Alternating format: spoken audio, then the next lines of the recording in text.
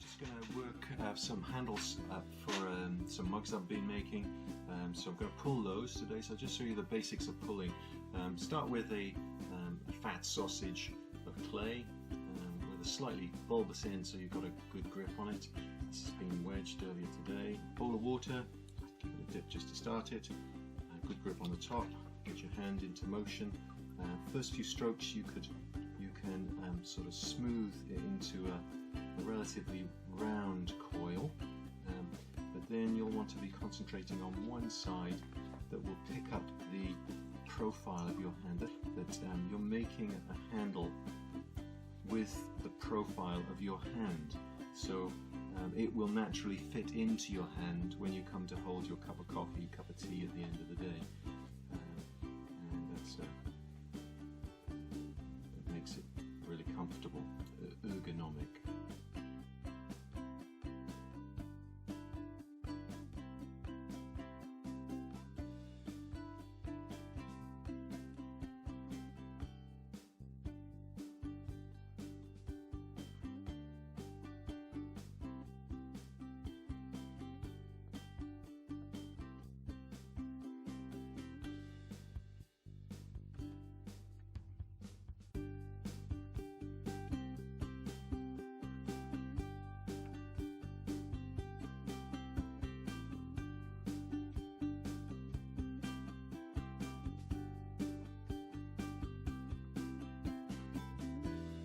So those are going to go in under plastic to slightly harden up, ready for tomorrow. So there's my three coils. I'll choose the best of them. After they've firmed off overnight, fettle off any burrs and sharp edges to give you a nice smooth finish.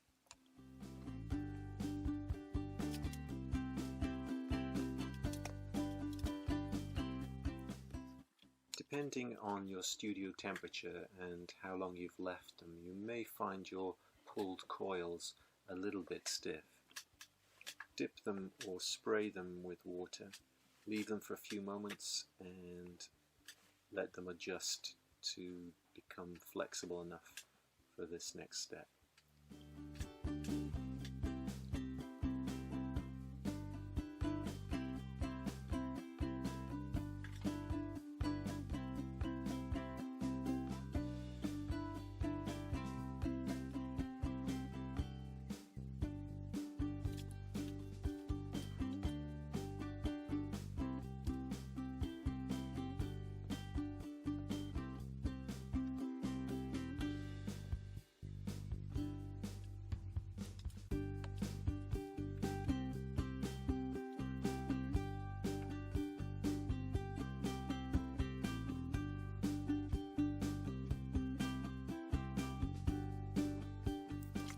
Trim them to the required length and then profile them with a curved edge of a pastry cutter.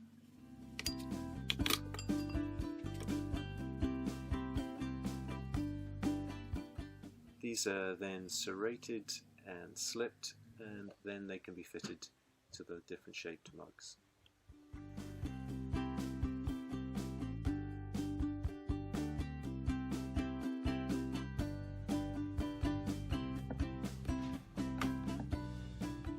Hope you enjoyed watching this film. Please like, share and comment. If you have any questions, more than happy to answer. Looking forward to seeing you in the studio in the not too distant future.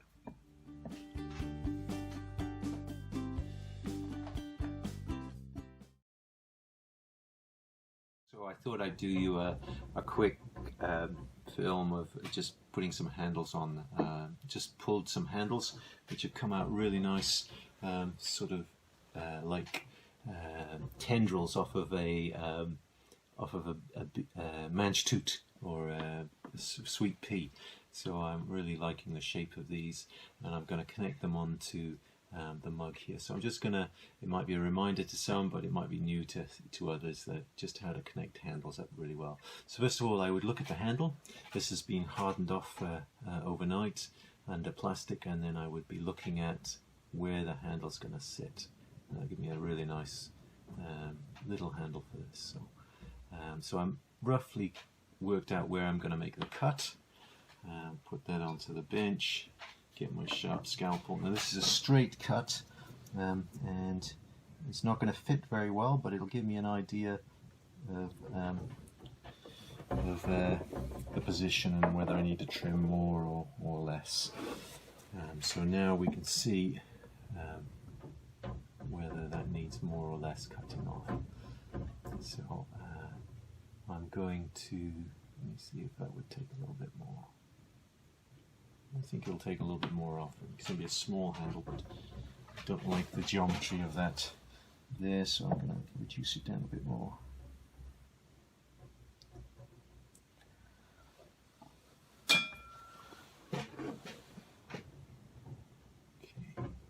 Getting smaller and smaller, but there we go. So now you can see on that where it connects, there's a shadow line. You can see it wobbling there, and that wouldn't give me a good joint across the width. So what I do is I take a cutter, and I misuse a cutter to actually produce a curve on that will fit more closely to the cut body. So I'm just going to slice that through, and you can see straight away the logic that's come through there. It's going to fit much more snug to the shape there. See that? Okay. So another trick that I do to make sure that I, when I'm scratching the handle, that's easy enough. That's a joint that's not going to get seen again, and on the top of the handle the same. But when I scratch the mug, I don't want to be scratching anywhere other than it's right underneath where I've scratched there. Otherwise I'm going to have to do some filling or polishing just to get rid of all the scratch lines that I've overdone. Put a dab of slip onto this guy, dab of slip on this guy, and then just use that to transfer the location for scratching onto the mug. So I'm going to put that on there. Adjust it a little bit. Don't push it on at this stage, just take it back off, and then that's left you two little transfer marks, and you know where then to do your scratching. There. 45 degrees scratch lines, and that will give a good key for them to join together. Put another dab on there just to be generous. It's better to have some ooze out and clean it off after than not enough. So I'll put a bit more on there, a bit more on there. Okay. So when we come to join together, we don't have to put a lot of force. The idea is not to put force because you'll distort your cup on your handle, or if it was texture everywhere, you'd mess up your texture. So what you do is you put it on, and then you just oscillate. You see it just wiggling a little bit, and then it reduces the amount of wiggle that you can get there, and it actually sort of zips itself together. So let's do that. This one,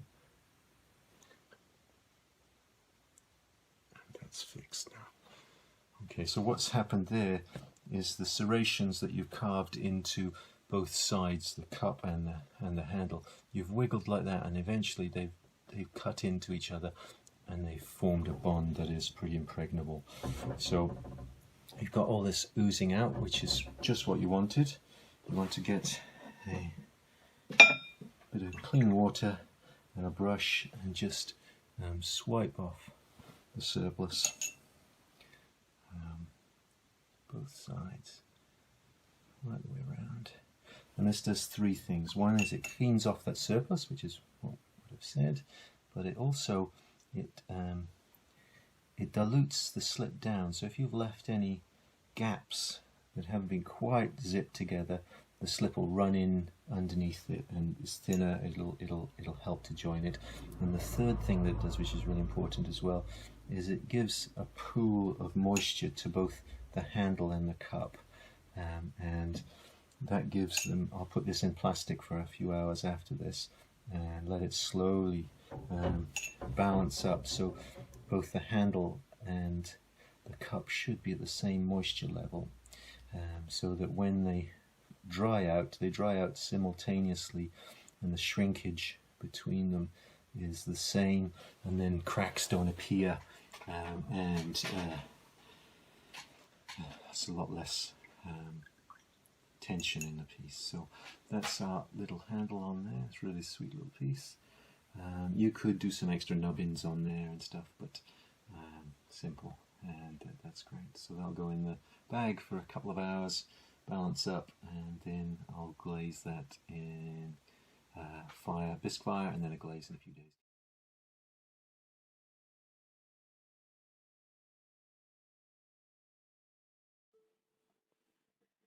As I've been showing you with the previous videos, I'm going to continue demonstrating some decorating techniques, and this one is called fluting.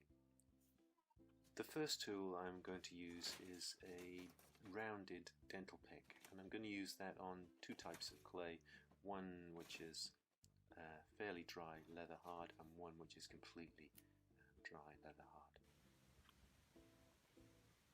The second tool on the last pot I show you is going to be a rounded turning tool. The inspiration for these patterns came from seeing Lucy Ree's pots in the Cardiff Museum collection. Although, as you can see, the colour and the outcome were completely different.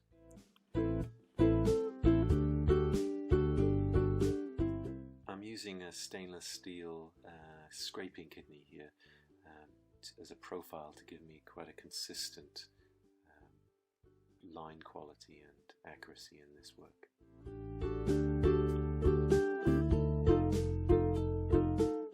If you can look at the quality of the swarf coming off as well, you can get some sort of feel for what moisture level is in the clay body. Different moisture levels will give you different quality of line.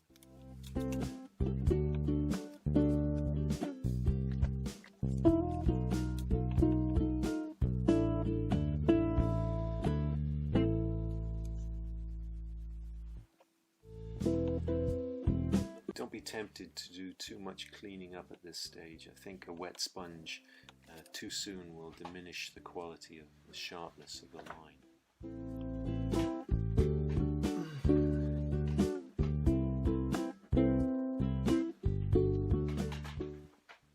The finished piece is glazed at 1120 using two dips, first in a transparent green Taranti glaze, and then over dipped with a Janis Janko turquoise recipe.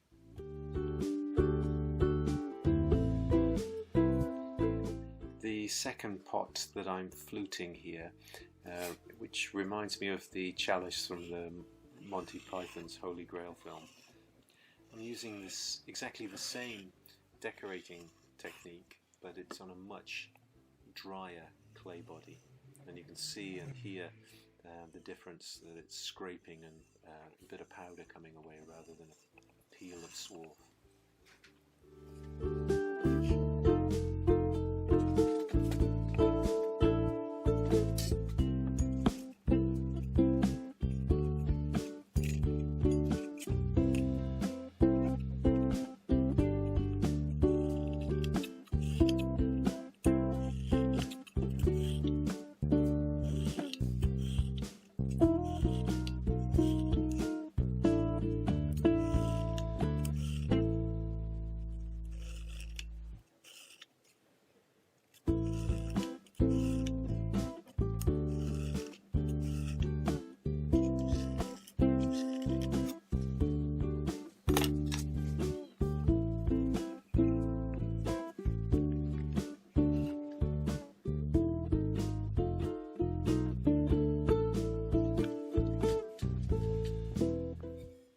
Glazed this using a Taranti alligator glaze.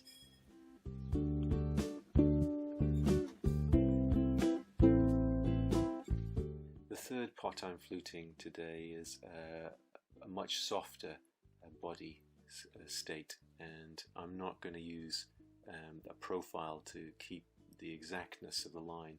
It's going to be a much more organic and free-flowing line.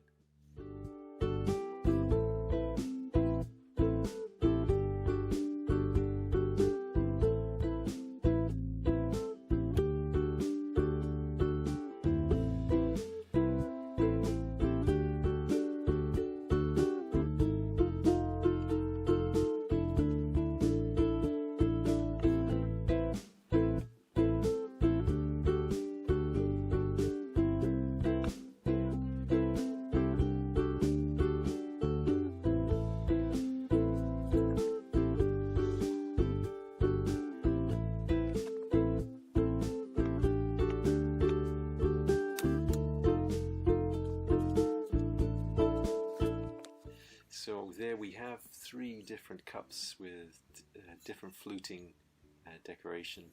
Hope you enjoyed watching this video. Please like, share and comment or ask any questions in the boxes below. Thanks. Hope to see you soon, guys. Cheers.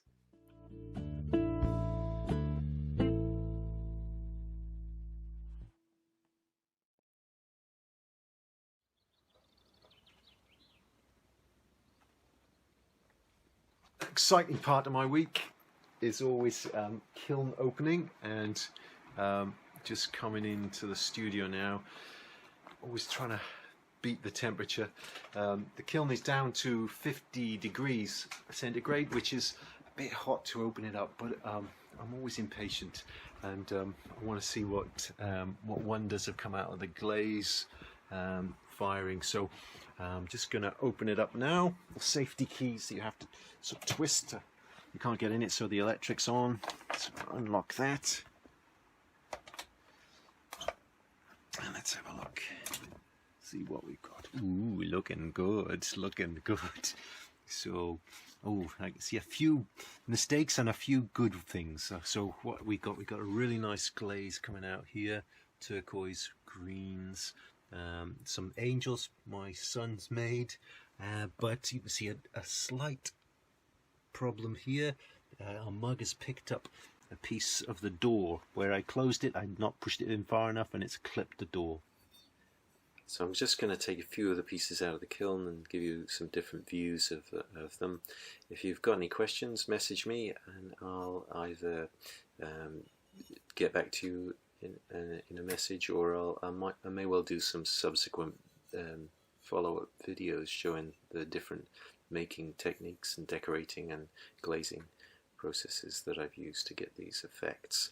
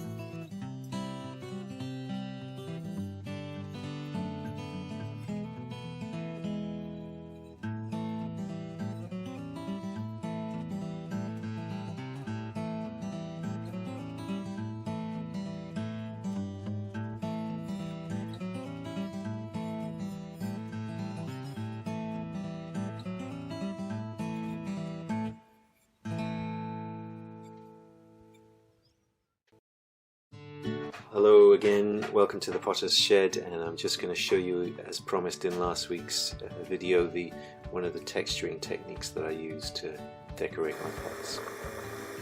So I'm working here in earthenware and I'm throwing a simple mug shape.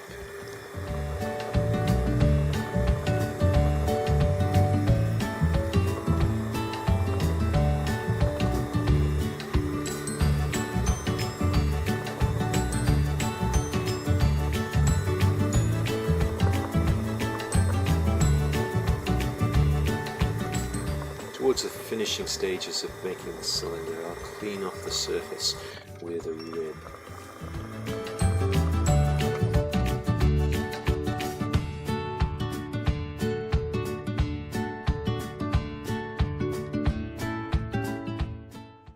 After painting one or two coats of sodium silicate onto the surface, I will take a blowtorch and heat up and dry the face. Probably a safer option in a shared studio is using a hairdryer or hot air blower, but not quite as exciting.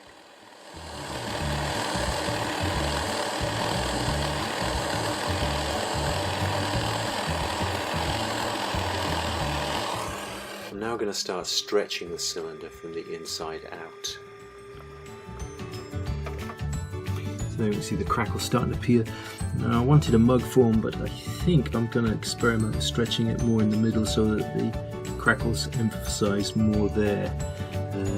Just go for a jug vase form, so change of plan. With only using one hand to lift and stretch this pot, it inevitably will develop some wobbles.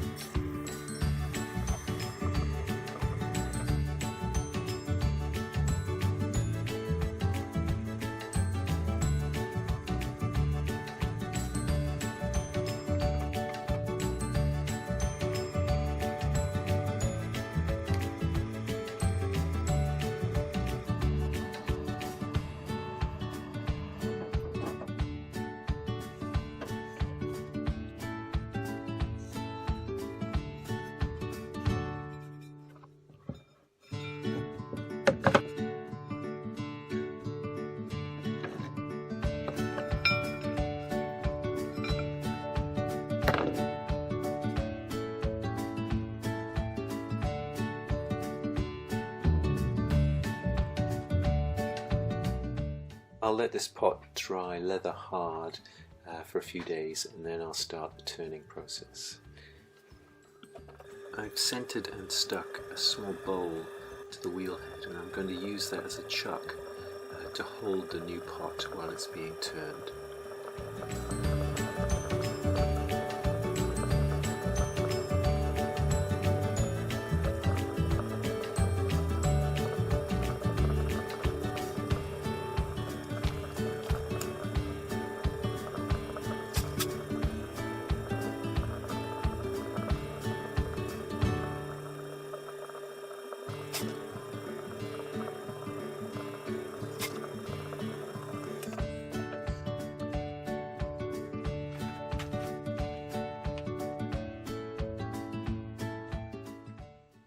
I'm looking at some previous pots I've made and thinking about how the glaze would look on this new pot. I've decided to use an antiqued bronze glaze.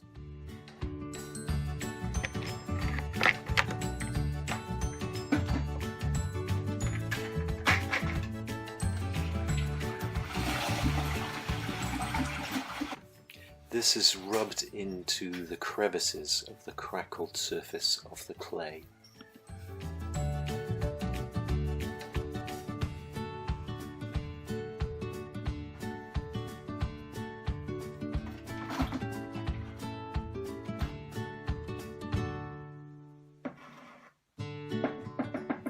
just going to glaze the interior of the vessel now so that it'll hold liquid, not forgetting to twist it as I pour the glaze back out so that I get a good even coating right up to the neck. Just going to dip the top of the pot to give it a nice solid glossy band of bronze. This glossy rim will contrast well with the dry, crackled areas of the rest of the pot.